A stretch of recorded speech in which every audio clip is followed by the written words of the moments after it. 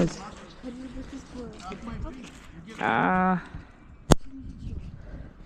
Și așa acum filmez câteva șuturi. Stă așa. Stă așa? Da, nu stă, bă. Ai și o grijă să nu dea cineva în el.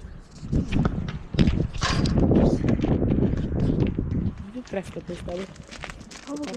Bine, bă, bine. Cred că-l pun aici. Ce e la mă? Camere de filmat. Și mă filmezi și filme? Te filmează și pe tine. Dar nu, invers, trebuie să te pui în față. Gen aici, în față. A, de nu știu, e tataie. Te vede aici.